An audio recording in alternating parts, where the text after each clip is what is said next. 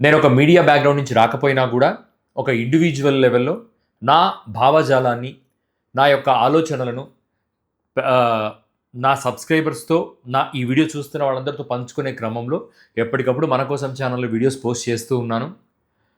మన కోసం ఛానెల్ యొక్క ఐడియాలజీ అనేది ఎప్పటికప్పుడు నేను జనాలకు చెప్తూ వస్తున్నాను. కులరహిత సమాజం ఇదొక మిత్ అండి. కులం లేకుండా ఒక సమాజాన్ని ఊహించాలనుకోవడం తప్పు. ఎందుకంటే అది జరగని పని. కొన్ని వేల సంవత్సరాల నుంచి మన హిందూ ధర్మంలో ఈ కుల వ్యవస్థ అనేది ఉంది కాబట్టి ఎవడో ఒకడొచ్చి సడెన్‌గా నేను కుల వ్యవస్థ లేని సమాజాన్ని చూస్తాను, నిర్మిస్తాను అంటే అదొక షిట్. కానీ కుల ఆధారిత విద్వేషరహిత సమాజాన్ని మాత్రం మనం ట్రై చేయొచ్చు. టూ మచ్ తెలుగు మాట్లాడుతున్నాను అనుకోకండి. అంటే అందరికి అర్థమయ్యేలా చెప్తాను. కులాన్ని ఆధారం చేసుకొని సమాజంలో విద్వేషాన్ని రెచ్చగొట్టే వ్యవస్థలను, అటువంటి వ్యవస్థలను సృష్టించి నడుపుతున్న ఇండివిజువల్స్‌ని ప్రశ్నించటానికి, వాళ్ళ యొక్క దుర్మార్గమైన చర్యల్ని ప్రజల ముందు పెట్టడానికైతే మన కోసం ఛానల్ ఖచ్చితంగా సీరియస్‌గా వర్క్ చేస్తది. అది ఏ లెవెల్‌కైనా పోనీ we will work on it. So, ఈ వీడియో మీరు ఫస్ట్ టైం చూస్తున్నట్టయితే ఈ వీడియోని షేర్ చేయండి, లైక్ చేయండి. అట్ ద సేమ్ టైమ్ మన ఛానల్‌ని సబ్స్క్రైబ్ చేసుకుంటే it will be a motivation to me.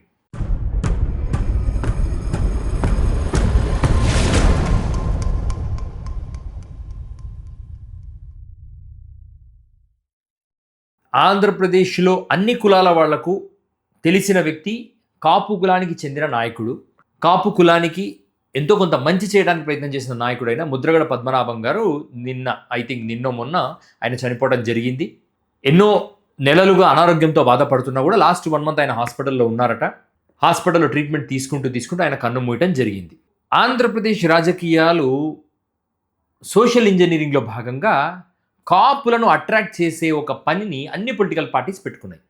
Unfortunately ఆంధ్రప్రదేశ్‌లో కాపు సామాజిక వర్గంలో రకరకాల తెగలు, వాళ్ళకున్న ఓటింగ్ నేపథ్యంలో అన్ని పొలిటికల్ పార్టీస్ కాపుల్ని ప్యాంపర్ చేయాలన్న ఒక ఉద్దేశంతో ముద్రగడ పద్మనాభం గారిని ఓన్ చేసుకోవటానికి, ముద్రగడ పద్మనాభం గారి మరణాన్ని ఒక డిబేటబుల్ క్వెషన్‌గా పెట్టి మా పార్టీకి చెందినవాడంటూ పోరాడుతూ మా కులము, మా జాతి అనుకుంటూ ఎవడికి వాడు క్లెయిమ్ చేసుకునే క్రమంలో నిన్న ఒక హై డ్రామా నడిచింది. ఒక సీనియర్ నేత అయిన ముద్రగడ పద్మనాభం గారు, అలాగే ఆంధ్రప్రదేశ్ రాజకీయాల మీద ఒక ప్రస్ఫుటమైన ముద్ర వేసిన పద్మనాభం గారిని అన్ఫార్చునేట్లీ మన కోసం ఛానల్లో నేను కూడా ఒక కాపు నేతగా చూడాల్సిన పరిస్థితి ఏర్పడటం, ఆ కాపు నేతగా ఆయన పట్ల సమాజము, రాజకీయ పార్టీలు ఎలా వ్యవహరిస్తున్నాయో దాని గురించి ఒక డిస్కషన్ చేయాల్సిన అవసరం ఉందనిపించి నేను ఈ వీడియో చేయడం జరుగుతుంది. ఇప్పుడు ముద్రగడ పద్మనాభం గారు ఎలక్షన్లో పవన్ కళ్యాణ్ గారికి ఒక సవాల్ విసరటం జరిగింది. ఒకవేళ పవన్ కళ్యాణ్ గెలిస్తే తన పేరు ముద్రగడ పద్మనాభరెడ్డిగా మార్చుకుంటాను.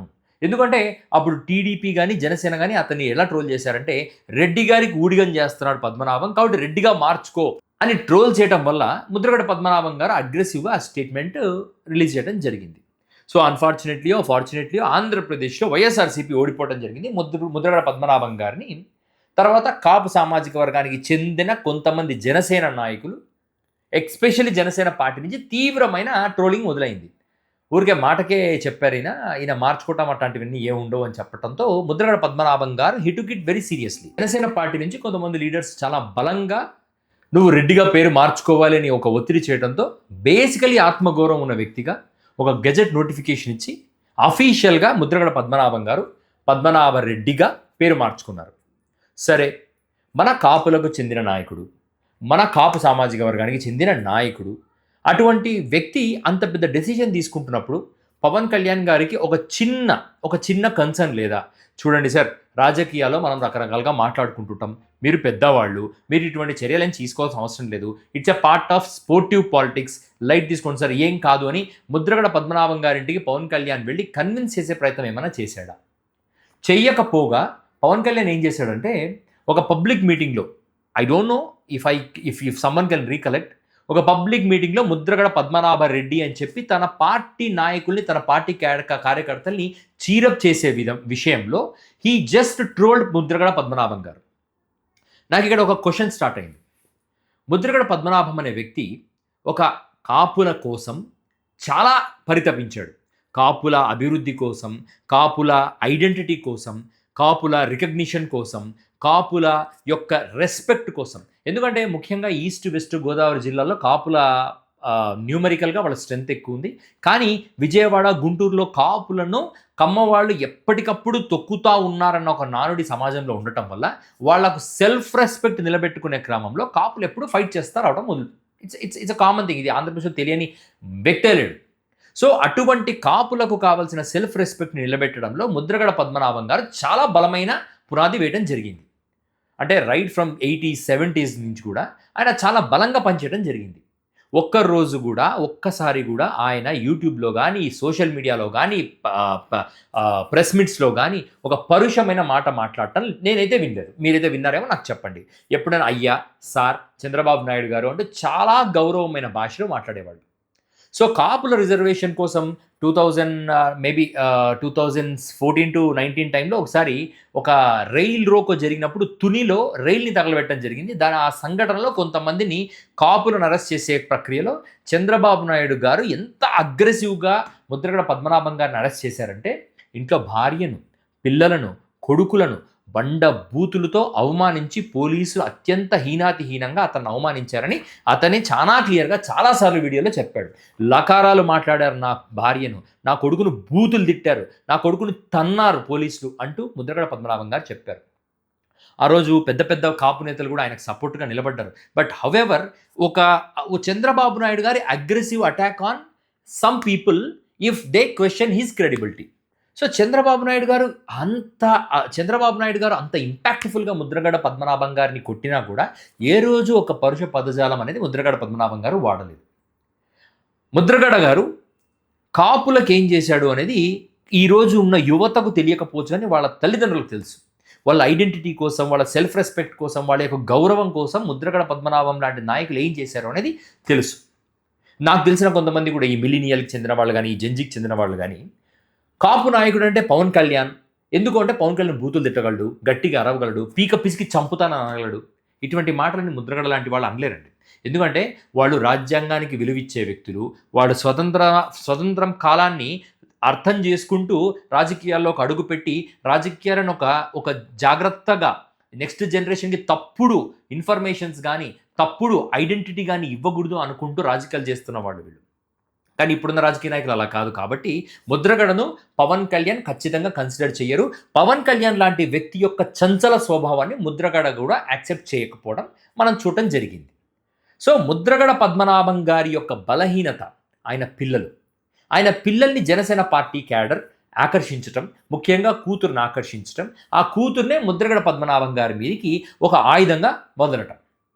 సో నేను ఇంతకుముందే చెప్పాను వీడియోలో, ముద్రగడ పద్మనాభం గారు పద్మనాభరెడ్డిగా పేరు మార్చుకున్న రోజు పవన్ కళ్యాణ్ చేయాల్సిన బాధ్యతాయుతమైన పని ఏంటంటే, సరే ఇది రాజకీయాల్లో ఇది ఒక స్పోర్టివ్ థింగ్, మీరు సీరియస్గా తీసుకోవాల్సిన అవసరం లేదని పవన్ కళ్యాణ్ గారు చెప్పు ఉండాలి. కానీ పవన్ కళ్యాణ్ గారు ఆ మాట చెప్పకపోగా పద్మనాభం గారి కూతుర్ని పద్మనాభం గారికి వ్యతిరేకంగా రాజకీయ అస్త్రంగా మలిచారు.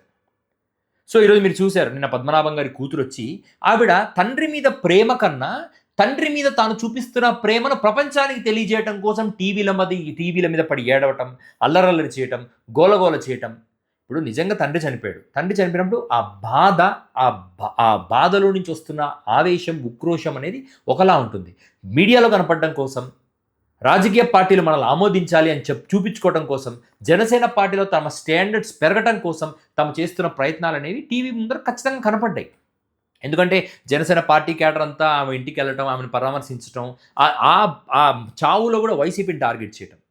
సో ఇక్కడ వైసీపీని టార్గెట్ చేయాల్సిన అవసరం జనసేనకి ఎందుకు లేదు అంటే, ముద్రగడ గారు అఫీషియల్గా వైఎస్ఆర్సీపీ పార్టీలో ఉన్నారు. ముద్రగడ గారు చాలా కాన్షియస్గా వెన్ హీ వాజ్ అలైవ్, ఆయన బ్రతికున్న రోజుల్లో, తనకు సంపూర్ణమైన కాన్షియస్నెస్ ఉన్న రోజుల్లో కూర్చొని ఆయన క్లియర్ కట్గా నేను చచ్చిపోతే నా కాపు కులాన్ని వాడుకోవటం కోసం చంద్రబాబు నాయుడు గారు అధికారిక లాంఛనాలను వాడతాడు, కాబట్టి అధికార లాంఛనాలు వద్దు. ఒక సోషల్ రిఫార్మిస్ట్ మెంటాలిటీ ఉండటం వల్ల నా భార్య బొట్టు గాజులు తీయకూడదు. పిల్లలను రాజకీయాల కోసం వాడుకుంటున్న పొలిటికల్ పార్టీస్ యొక్క ఎరలో పిల్లలు పడిపోవటాన్ని తట్టుకోలేక, జనసేన పార్టీలో తనకు జరిగిన అవమానాన్ని తట్టుకోలేక తన కూతురే చేయటం వల్ల నా కూతురు నా ఇంటికి రాకూడదు, నా ముఖం చూడకూడదు అంటూ ఒక లిస్ట్ ఆఫ్ కండిషన్స్ని ఆయన కాన్షియస్గానే ఇవ్వడం జరిగింది. అది ఆయన కుటుంబానికి వీడియో రూపంలో లిఖితపూర్వకంగా ఇవ్వడం జరిగింది. ఇటువంటి టైంలో బాధ్యత ఉన్న రాజకీయ నాయకులకు చేయాల్సిన పని ఏంటి అంటే ఆయన చావును రాజకీయం చేయకుండా ఆయనకు ఒక గౌరవమైన వీడ్కోలు ఇవ్వాలి. ఇక్కడ మనం చంద్రబాబు నాయుడు గారి గురించి మాట్లాడుకోవాల్సిన అవసరం వచ్చింది. చంద్రబాబు నాయుడు గారి గురించి బాగా తీక్షణంగా ఆలోచిస్తే ఎవరికైనా సరే భయం రావాలి. అంత భయంకరమైన మెంటాలిటీ ఉంది చంద్రబాబు నాయుడు గారికి. ఎందుకు ఇంత పెద్ద స్టేట్మెంట్ వాడుతున్నాను అంటే, చంద్రబాబు నాయుడు గారి ప్యాటర్న్ని నేను వయసులో ఉన్నప్పటి నుంచి ఈరోజు వరకు అంచనా వేస్తే ఆయన అటాక్ ఎలా ఉంటుంది అంటే, ఎన్టీ రామారావు గారిని తీసుకోండి. బతికున్నప్పుడు ఎన్టీ రామారావు గారి పంచన చేరి ఆయన యొక్క చరిష్మాతో నాయకుడయ్యి, ఆయనకు అల్లుడయ్యి, ఆయనను వాడుకొని, ఆయన చరిష్మాను ఈయన తీసుకొని బతికున్న ఎన్టీ రామారావు గారిని జీవోత్సవం చేసి గుండె పట్టుకొని చచ్చిపోయేలా చేసి, చచ్చిపోయిన ఎన్టీఆర్కి దేశమంతా విగ్రహాలు కట్టి దండ వేసి దాని ద్వారా వచ్చే రాజకీయ లబ్ధిని వాడుకుంటున్నారు చంద్రబాబు నాయుడు గారు. బతుకున్నప్పుడు ఎన్టీ రామారావు ప్రజాస్వామ్యానికి విఘాతం, చచ్చిపోయిన ఎన్టీ రామారావు విగ్రహం మాత్రం ప్రజాస్వామ్యానికి పునాది. ఇది చంద్రబాబు నాయుడు గారి చాలా పర్టికులర్ ప్యాటర్న్ అండి. మీరు బషీర్బాగ్లో రైతుల్ని చంపడానికి అప్పుడు కాల్చడానికి ఒక హుకుం జారీ చేశాడు, మేబీ 2004కి ముందు. రైతుల సంక్షేమమే నా సంక్షేమం అని చెప్పి అధికారంలోకి వచ్చిన చంద్రబాబు నాయుడు గారు అదే రైతుల్ని బషీర్బాగ్లో పోలీసులతో కాల్పించి చంపించేశారు. ఆ రోజు కూడా ప్రతిపక్షాలను నోరు నొక్కడానికి ఎన్ని దారులు ఉన్నాయో అన్ని పనులు చేశారు.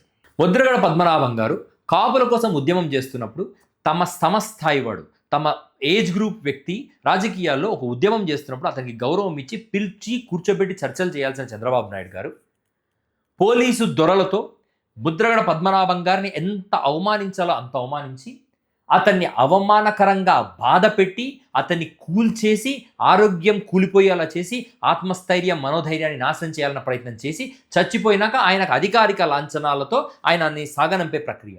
ఎందుకు?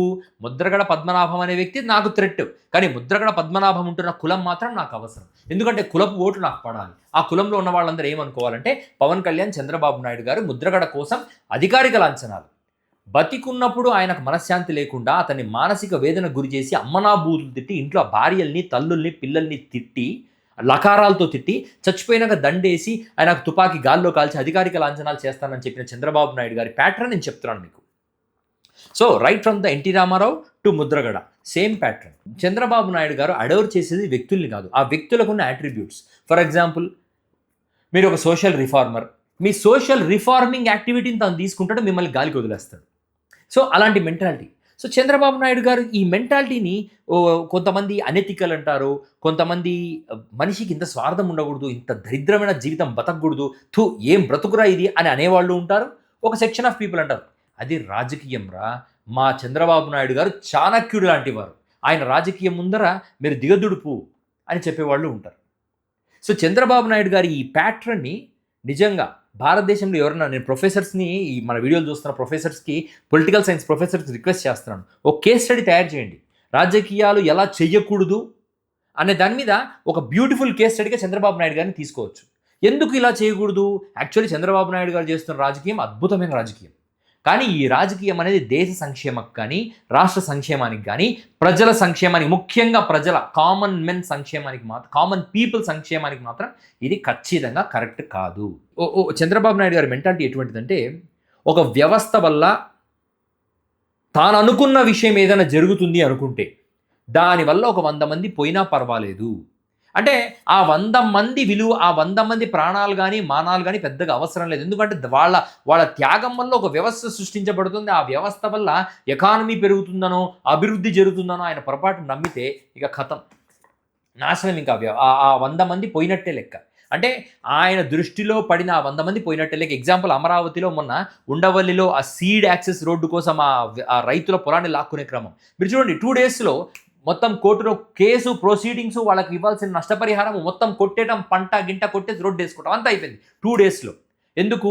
Larger interest of Amaravati set అవ్వాలి అంటే ఆ రైతులు పోవాలి, పోయినా పర్వాలేదు, ఎందుకంటే మన అమరావతి నిలబడాలి. దానివల్ల కొన్ని వేల వ్యవస్థలు నిలబడుతున్నాయి. ఇది చంద్రబాబు నాయుడు గారి మెంటాలిటీ. ఇటువంటి మెంటాలిటీ ఉన్న చంద్రబాబు నాయుడు గారితో ఆంధ్రప్రదేశ్ ఎలా ఉంటుందో జనాలకు ఒక ఐడియా ఉంది. సో రాష్ట్రం సుభిక్షంగా ఉంది అని చూపించే మీడియా ఉన్నంతకాలం చంద్రబాబు నాయుడు లాంటి నాయకులు వర్ధిల్లుతూ ఉంటారు. రాష్ట్రంలో జరుగుతున్న దుర్భిక్షాన్ని ఎవరైతే చూపించడానికి ప్రయత్నం చేస్తారో అటువంటి వాళ్ళ మీద బలమైన ఉక్కుపాదంతో తొక్కివేయగలిగిన నాయకుడు చంద్రబాబు నాయుడు గారు.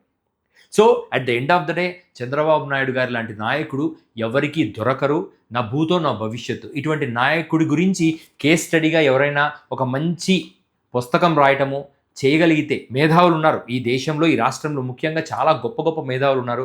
చంద్రబాబు నాయుడు గారి రాజకీయ చతురత మీద ఎవరైనా పుస్తకం రాస్తారని ఆశిస్తూ నేను సెలవు తీసుకుంటున్నాను.